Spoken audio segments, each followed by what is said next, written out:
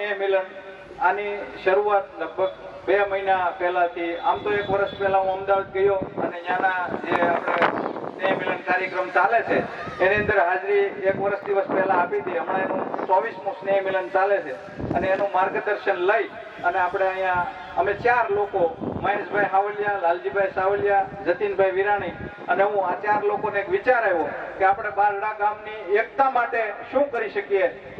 ત્યારે આના 1 વર્ષ પહેલાના એંધાણ અને 2 મહિના પહેલા આના પાયા નખાણા અને પ્રથમ સ્નેહ મિલન કેમ થશે થતું હતું અને આ થઈ ચૂક્યું છે, તમારી નજર સમક્ષ છે અને તમે નિહાળી શકો છો કે આ પ્રથમ સ્નેહ મિલન બારડા ગામનું આપણે સુરતની અંદર કરી ચૂક્યા છીએ. મારો મુદ્દો વ્યસન મુક્તિનો છે. વ્યસન મુક્તિ બાબતે ગુજરાતમાં ઘણો બધો પ્રવાસ કર્યો છે.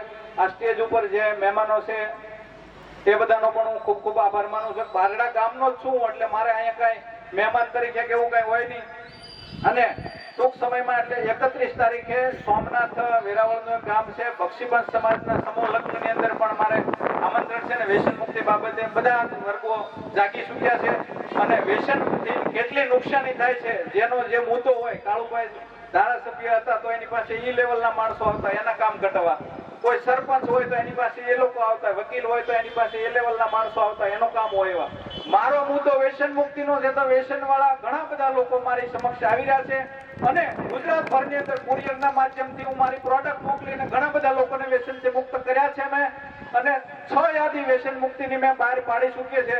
2 વર્ષ પહેલા જયારે સત્ય સનાતન વ્યસન મુક્તિ અભિયાનના જયારે પાયા નાખ્યા ત્યારે ઘણા બધા લોકોએ મજાક ઉડાડી કે આનું કેમ થશે, આવું તો ઘણા બધા લોકો કરી ચૂક્યા છે અને વિરામ પણ લઈ ચૂક્યા છે. પણ મારી એક જ હેમ અને નેમ હતી કે મારે મારા કુળ અને બારડા ગામનું નામ પૂરા ભારત વર્ષની અંદર રોશન કરવું છે.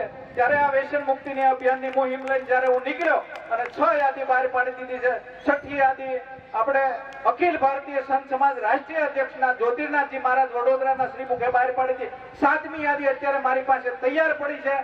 સત્ય સનાતન વ્યસન મુક્તિ અભિયાનના લેટર પેડ ઉપરથી 7મી યાદી ટૂંક સમયની અંદર બહાર પડશે. કોઈને પણ શંકા હોય કે આ વ્યસન મુક્ત થતા હશે લોકો તો મારી ઓફિસ પર આવી અને એને નિહાળી શકે છે. અને બીજા નંબરમાં કે વ્યસન માણસનું શું બગાડી શકે. તમે આખી જિંદગી તમાકુ ખાવ છો પણ તમાકુ જયારે તમારી ઉપર વાર કરે છે ત્યારે તમારી પાસે કોઈ રસ્તો રહેતો નથી. આ દુનિયાનો નહીં પણ કોઈ બ્રહ્મા વિષ્ણુ મહેશ ભગવાન ખુદ આવી જાય તો પણ તમને આ જંજાળમાંથી બચાવી શકતા નથી. માટે આપણે આપણા પરિવારનું મહત્વ સમજી અને આ વ્યસન મુક્તિમાંથી બહાર આવવું જોઈએ.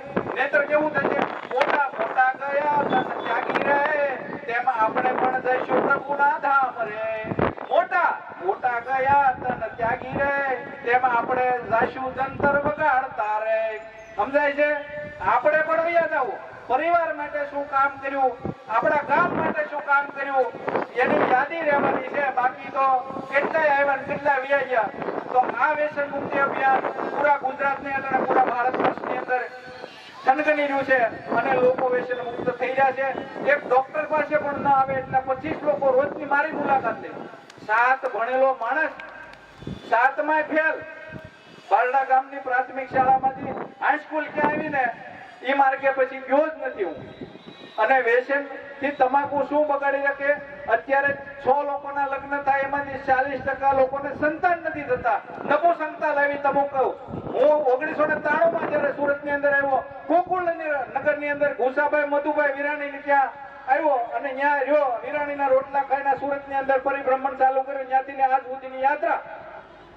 અત્યારે તમે મોટા પુલ નીચે તમે જોવો, મહાનગરોની અંદર મોટા મોટા બ્રિજ છે એની નીચે તમે જોવો તો મોટા મોટા હોર્ડિંગ માર્યા છે ટેસ્યુ બીબીના. આ ક્યાંથી આવ્યું? આ તમાકુએ જે પડીકી આવી એને મનુષ્ય જાતિનો ખાત્મો બોલાવી દીધો. અટાણે નાની નાની સંઘ યુવાનો તમે જોવો 10મા 12મા ધોરણ વાળા સિગરેટો ફૂકી રહ્યા છે. સિગરેટોની અંદર હું નાખી રહ્યા છે એ તમે જોઈ નથી શકતા. મારી પાસે એવી જમામાં સિગરેટો આવે 250-300 રૂપિયાની 4 છોકરાઓ લઈ ભાગીદારમાં અને એક દમ મારે છે. એટલે વ્યસનથી બહાર આવો એવું મારી દરેકને ભલામણ છે. હાથ જોડીને કરબદ્ધ પ્રાર્થના છે બારડા ગામના યુવાનોને, જો મારી વાત ગળે ઉતરે તો તમે વ્યસનથી બહાર આવજો. ઓકે, અસ્તુ, ધન્યવાદ. ખૂબ સરસ વાત.